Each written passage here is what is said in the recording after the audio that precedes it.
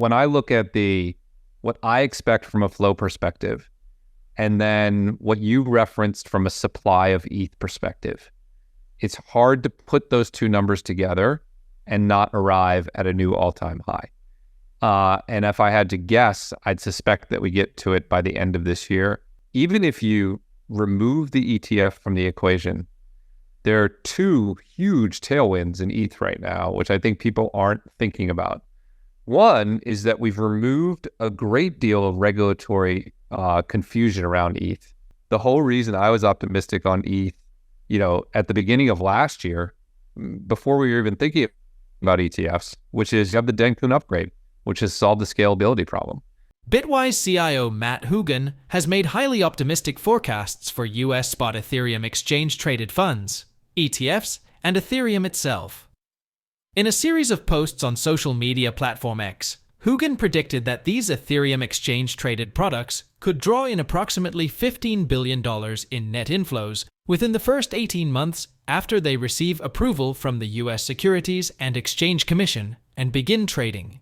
To support his prediction, Hougan compared the market caps of Bitcoin and Ethereum, suggesting that investors will likely allocate funds to their respective ETPs in a similar proportion.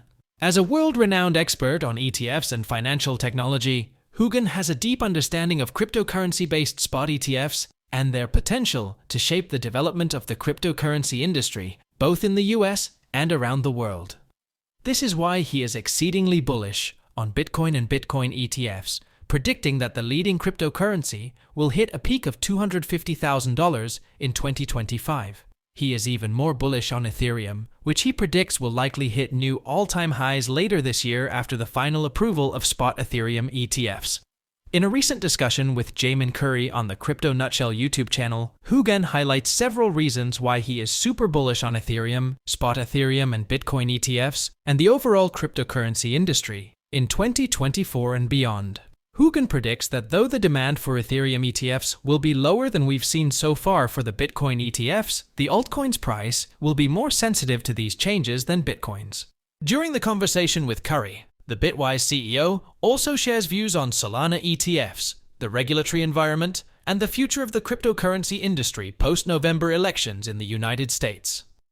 As we bring you clips from the interview, we encourage you to like this video, subscribe to the channel, and turn on post notifications for more content like this. Your engagement not only boosts the YouTube algorithm, but also significantly contributes to the channel's growth. We appreciate your support and hope you enjoy the video. I'll give a view that sounds ridiculous to crypto Twitter because they are experts in this space, which is that from an outside institutional perspective, they just see crypto and they want to have a diversified portfolio of crypto assets in the same way they want a diversified portfolio of stocks and a diversified portfolio of bonds. They don't want to make a singular bet.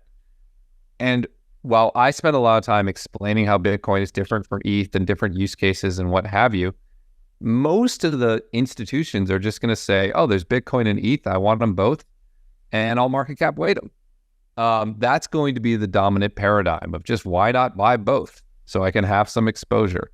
And again, I know that sounds ridiculous, and we're sort of in a crypto world where you have to be in one camp or the other, but institutions aren't in that world. They just want exposure. They're going to buy both. I think that's what we're going to see. The short-term price is dictated by supply and demand. And in this case, as you mentioned, there is no net new supply. And so absolutely, I think the same amount of inflows will have a larger impact on price on a market cap proportion basis for Ethereum than it did with Bitcoin, because you don't have, Bitcoin miners have to sell their Bitcoin. They have direct costs. There is no net new supply of ETH. So I absolutely think it will have a significant impact on price. I think the most institutional investors see Bitcoin as digital gold. By adding a portion of Ethereum, you boost your returns whilst reducing risk. So you essentially get a free lunch. Is that as simple as it is? Over the long term, that's what you see. If you add ETH to the portfolio and you rebalance periodically, like once a year or once a quarter, to reweight those assets, historically you get higher returns, similar volatility, so higher risk-adjusted returns, and a lower maximum drawdown, which is the measure of like the most your portfolio is worth to the least it's worth at the bottom of a trough. And it's an important statistic because you feel that in your gut, right? When your portfolio falls 25%. So yeah, the thing about Bitcoin and ETH is that they're not perfectly correlated, right? They have different uses. They respond differently in the market. There's Bitcoin season and ETH season. And when you put different assets into a portfolio, you get better risk-adjusted returns. And that's what we see if you look over any full cycle in crypto. Obviously, if you do a short-term look, you can find times where it's better to be Bitcoin only, or it's times to better be ETH only, because there are periods where Bitcoin outperforms and period where ETH outperforms. And if you know those in advance, God bless you.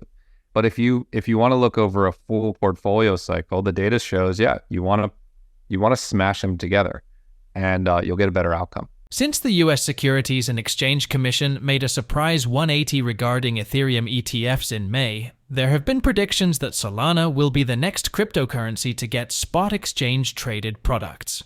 However, Hugin is skeptical that would happen as soon as many cryptocurrency investors are predicting. According to the Bitwise CIO, the approval of spot Solana ETFs is a long shot in the US at the moment.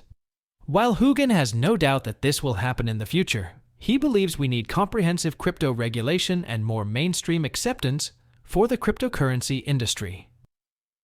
In his words, there's never been a commodity ETF approved, not just in crypto, but anywhere, where there wasn't a regulated futures market trading alongside it. There's no regulated futures market in Solana that's significant now. So my own view is that there is a low probability of this until we get new crypto regulations or changes in the SEC or other market developments. During the discussion, Hugin also talks about the coming US elections, the expected impact on crypto, and the periodic 4-year crypto cycles. Here are more clips from the video. A change in the administrative state would be beneficial. So if you look at many of the leading regulators in the US, whether that's the SEC or the OCC or the FDIC, the leadership of those organizations currently tend to be viewed as hostile to crypto. And so one thing that happens if you get a change in administration from one party to the other is that there's a reshuffling of leadership at those 3- and 4-letter agencies that create the regulatory state.